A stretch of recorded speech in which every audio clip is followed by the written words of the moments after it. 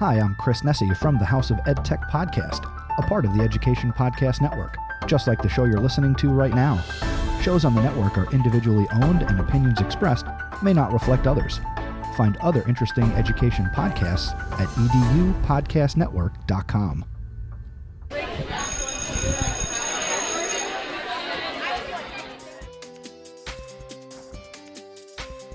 Welcome, everybody, to this episode of the Ninth Grade Experience Podcast. I'm your host, Chris Dutchko. Ninth grade can be challenging. Let's experience it together.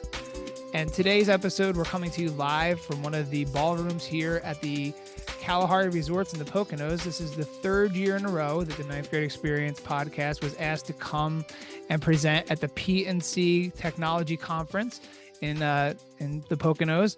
So we're excited to be back here again, recording a live episode. This one we call Taking the Podcasting Plunge, since we're here at a water park resort. So we decided to kind of use that as kind of our jumping off point. So we're excited to be able to share this episode with you. We have three brave volunteers come up from the crowd.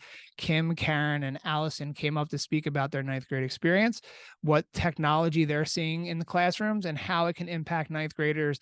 And then, of course, the secret of all of this is that it's a lot of times the soft skills that students need in order to use the technology in the proper way. So lots of great insights from this episode. So we're excited to share it with you. If you like what you're seeing here, go to ninthgradeexperience.com. You can subscribe to the audio or the video versions of the podcast. You can search up the previous year's PETE&C episodes as well, too. So 2022 and 2021. If you are on social media, you can follow at Chris Dutchko, or you can follow the Ninth Grade Experience TikTok, which is great. It engages a lot of students. You can kind of see what we do during our normal recordings, and that's a Ninth Grade Experience. And you can also see some clips from this episode and other episodes as well, too. So we're excited to be here kicking off the conference on the Monday. We'll be back again tomorrow, too, not recording, but to check everything out. So we're excited to be checking out all the different podcasters and everything going on. So here is the episode, Taking the Podcasting Plunge, and we're excited to be back at PETE&C for 2023 and hopefully see you in 2024 as well. So I usually do some sort of introduction saying, welcome everybody to the Ninth Grade Experience.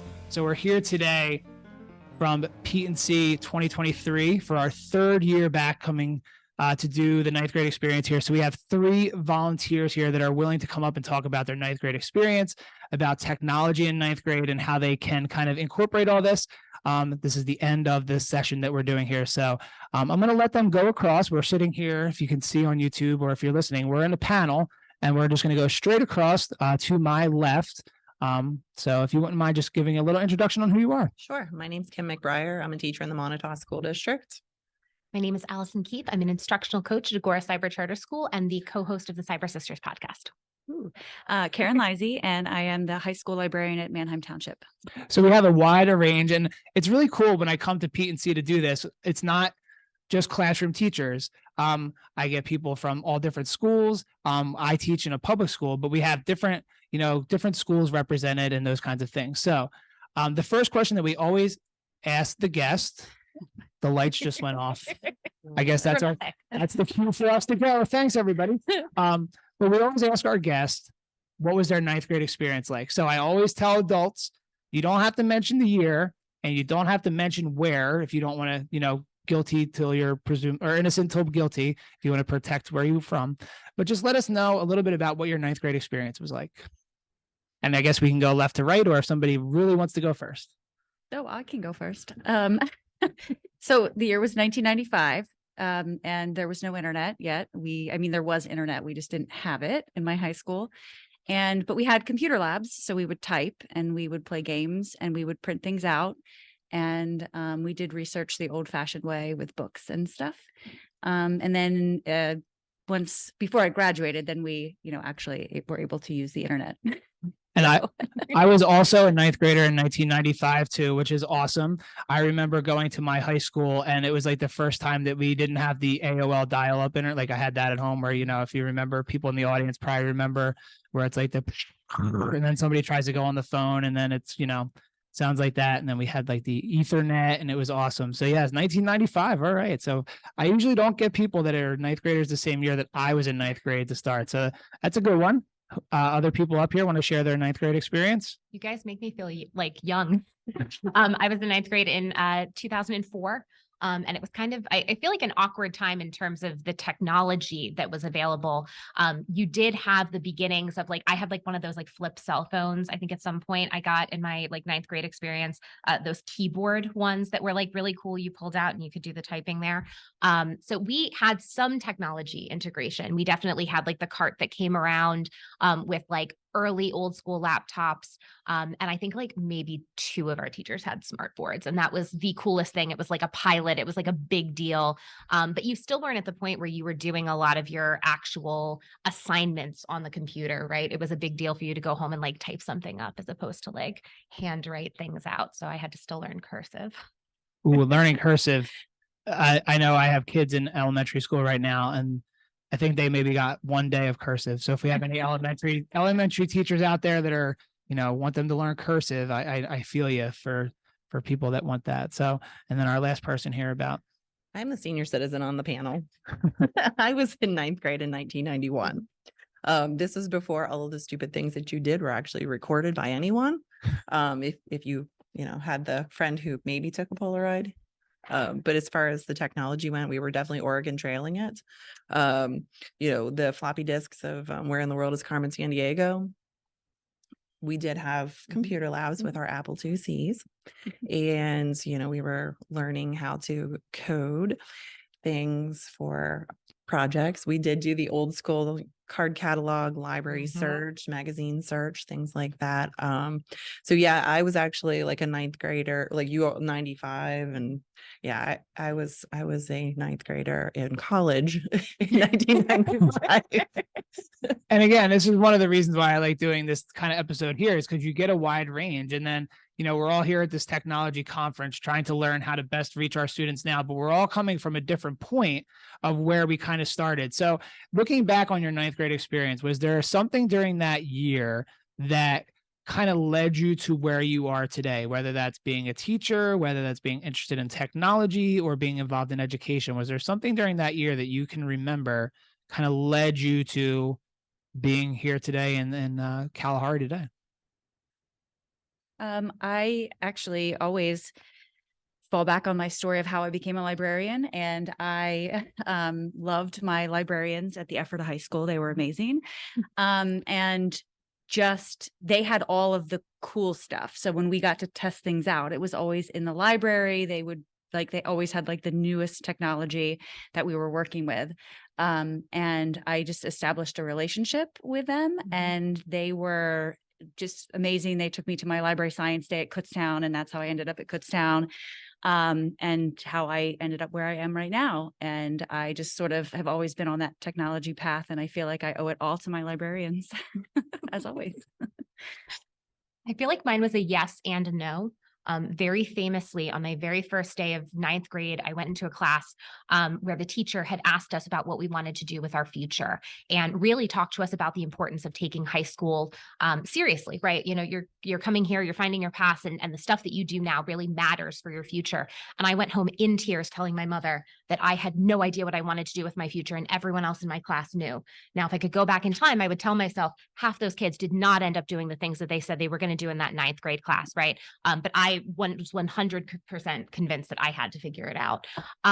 I remember as a result of that, though, resolve that I was going to try to figure out what were the things that I like to do, and how could I transition that. And the very, very next day, I called my mom from a payphone, because, it was payphone times back in the day. Even in 2004, that's impressive. It was a very smelly, you had to use the quarters and all that good stuff. And I told my mom that I was not coming home after school because I was auditioning for the school play, which I do think that, sort of public speaking and being in front of people and connecting with people is very much where teaching and eventually instructional coaching led me. So those things matter, but you also don't have to know. It's okay if you don't know in 9th grade what you're going to do.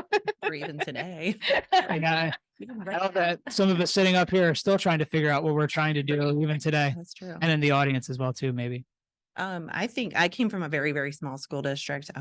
My actual, I'm sure nobody's going to know what I'm talking about, but I went to the Leechburg area school district, where it is, yay! Man, I feel like, we were at the concert, like, well, Philadelphia, and then everyone cheers. Leechburg. So where is Leechburg? I have to ask now that Leechburg is in Armstrong County. right? Where- We where- actually, a part of the district is in Armstrong County, part of it is in Westmoreland County, Where's Armstrong County? See, I'm Eastern Pennsylvania. okay, I'm an Eastern Pennsylvania person. When I grew up in Philadelphia, and everything outside of Philadelphia didn't exist. So, as I'm learning, sorry everyone, but as I'm learning more about the state of Pennsylvania, so there you go, Armstrong. Well, it's interesting that you say that because where we come from, it's Pittsburgh, Erie, and then Philadelphia. Like Yeah. those are, or State College. You throw State College kind of in the middle of the state. But I came from a really small school district. The whole district is in 2 buildings. There's the K-6 building, which I think has changed a little bit since I was there, and then the high school 7 through 12. So you had little fish schooling with the big fish, and it was very intimidating. So 9th grade really wasn't as, I guess, pivotal as 7th grade might have been, because you're moving from that elementary to high school experience. But I was very fortunate to have excellent science teachers and a lot of really, really good reading and language teachers. So I always wanted to be a teacher, but those are the people who kind of pulled out whatever the strengths were. And because of that, I went into education. I taught science for 8 years and then went into being a reading specialist. And now I teach a STREAM classroom for K-6. So. And it is interesting, like, because I know in the district that I work in, it wasn't always that 9th grade was in the high school, it was in the middle school. And you were talking about your experience where it was K-6 and then 6 through 12, obviously in 2 buildings, that's a little bit different. I went to a small school in Philadelphia, a small Catholic school, where it was K-8 and it was 1 hallway. And I was with the same 22 kids from 1st grade to 8th grade. They didn't even have kindergarten in the building when I started there. I had to go somewhere else for kindergarten, but it was the same 20 some odd kids. So I understand, like, even though I'm from Philadelphia, like coming from a smaller district. But again, this is like the 9th grade part of this is kind of interesting. And here we are at the technology conference, like kind of talking about that. So as we're kind of sitting here today, there's like lots of different sessions, lots of things going on. So for students that are entering 9th grade and in that kind of realm, what kinds of things in the technology world do you think are kind of essential for them to be able to do or master as they kind of move through high school to kind of, I hate saying be future ready, because the future's been here for 20 years, but what would you say are some essential skills that you think 9th graders should be able to kind of do? I think problem solving is huge. Like you were saying earlier, they don't know to Google things. Like you have this amazing tool at your fingertips. And I have an 8th grader at home, and there's times where I'll ask her a question, or I'll say, just go find it. It's like, figure it out. And she's completely like, doesn't know what to do. You Google, okay, you have a phone, Yep. Just look it up. It's easy. You're not having to go to the library, the encyclopedia, just Google it. So having the initiative or the motivation to seek the answer, or to find a tool to seek the answer. Well, I think going along with that too, this may sound counterintuitive, but it's something I saw in the classroom all the time. I was a 7th grade English teacher for 10 years before I became an instructional coach. And it's following directions. It's a really, really simple thing, but how often do we see students skim over things in assignments, skim over things?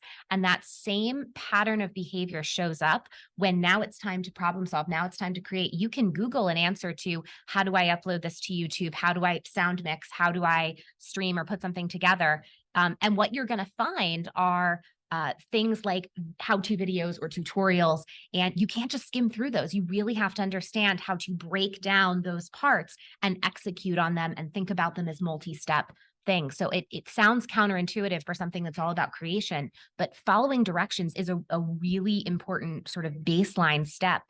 Not skipping, not just going right to the end of the full product, but being able to build something multi-step, I think is really important. Yeah, I have to laugh too, because my 6th grader just yesterday asked, he was typing on his iPad for a project, and he asked, I forget what the question was, but he was asking us. And I was like, you're using your iPad, like just let's look it up. Like, let me show you how to do that.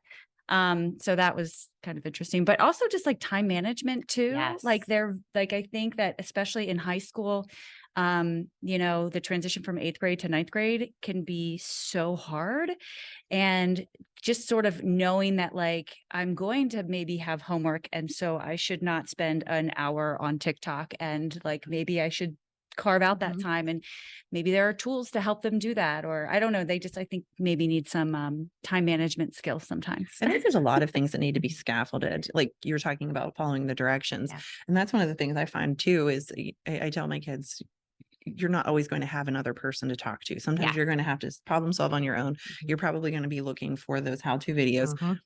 Press the pause button. If you need to repeat it, repeat it. Mhm. And they just don't seem to want to do that. They just want to get to the end, even if there Mhm. is no resolution at the end. Just be done. And it's interesting. Like, I feel like we do the same kind of episode each year when we come and kind of tweak some of the questions.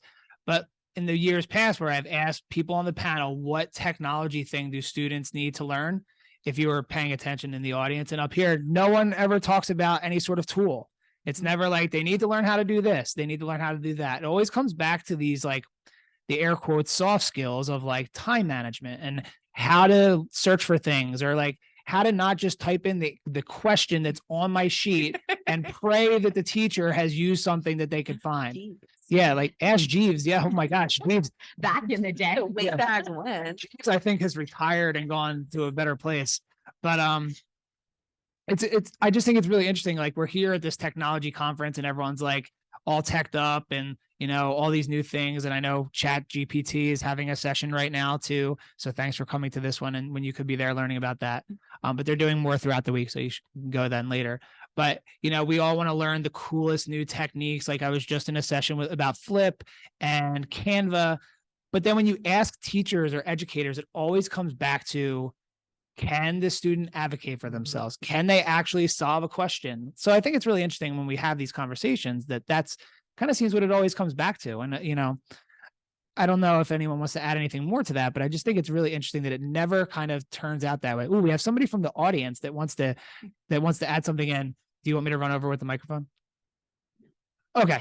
Yeah. And it, you know, it's really important that, like, you focus on those things first. And, you know, right now we're trying to figure out, like, what do you teach the skills first? Do you teach the content? Because, you know, at the high school, it's always that, like, battle between skills versus content and those kinds of things. So, like, you know, collaboration, critical thinking. And of course, now I'm trying to remember all the C's off the top of my head. I got 2 of them pretty well, though. Your kids need to have the confidence to fail, though. That's Yeah. not one of the 4 C's. No, but yeah. That's really important, because if they don't have the confidence to fail, then they're never going to take that chance. And I think kids too are so self-conscious that they don't want to put themselves out there because they don't want to look silly or, you know, dumb. And I think that's true at all levels, and especially that 8th to 9th grade level as well, too, of like, you know, why would I try something that I might fail at? And, you know, once you get into high school, it's like, you know, everyone's doing it for the grades so they can get into the whatever school it is. And you know, all those different things where kind of the learning process goes out the window. And it's like, what can I do with the least amount of stress possible? Like, how many of us on the panel, when you give, you know, your choice board of 8 different things and you're like, oh, this is going to be great. We're going to do the song, or we're going to have them do a video or a podcast. And 97% of the kids pick the Google Slides because it's what they know and it's the easy thing. But going back to what I think you said about kids and time management, I think also how to decompress themselves is really, really important. I think that's stress management piece, right? In our keynote today, I loved the takeaway that the woman was talking about, where she said that technology, now she was talking about ChatGPT, but that technology shouldn't be like an automated vacuum, like a Roomba. It should be like an electric bike, right? Where it's about giving them autonomy to do something better. And I think for so many students, they feel so stressed and they don't necessarily have many of those tools to take care of the person at the center. So it's exactly what you're talking about, right? It's those soft skills, it's those things that they need to understand as individuals. And those tools are either going to help them go farther if they have the bandwidth, but if they don't have the bandwidth, then those tools mean nothing, right? Yeah. Yes. Huge. And again, it always comes back to the basic skills for students, and what we've been focusing on the last couple of years. Obviously, tech has been a huge influence in what we're doing, but now it's like this, try to incorporate all these SEL skills and time management. And, when you had kids off on their own devices and they can't get work done, or the work starts piling up as well too. So we have about 3 minutes to go here. So thank you very much for coming up. So is there something takeaway or something, as you're kind of thinking about where technology could go. There's a lot of talk about where it's going to go in the future, but like, how do you see kind of what we're here this week to learn and kind of learn all about kind of influencing like that next generation of students coming through? I know that for myself, at least with my teachers and at my school, the big thing that we often talk about is how we can get students authentically engaged in active of creation. Technology makes it really easy for us to build things that can be shared with audiences, that can be used to connect, to solve problems. And I think that students learn best when they feel like there's a real reason behind what they're doing. I think especially this generation of students, they don't want to do an assignment arbitrarily just because like we told them to, right? They want to know the reason why. And I think technology gives us the vehicle to connect them with that why, to create authentic learning. So for me, that's the big like mission of what that piece is doing right now. I think they want to know what they're doing is useful too. Yes. What my 5th and 6th graders are creating board games for first and kindergarten. And they had to choose at least one standard that they wanted K or 1 to practice to eventually master. And they're taking it so seriously, which I shouldn't say this, but I never thought that they would take it as serious as they are. And they'll say to me, do you think these little ones are going to understand this? Or do you think this is too hard for them?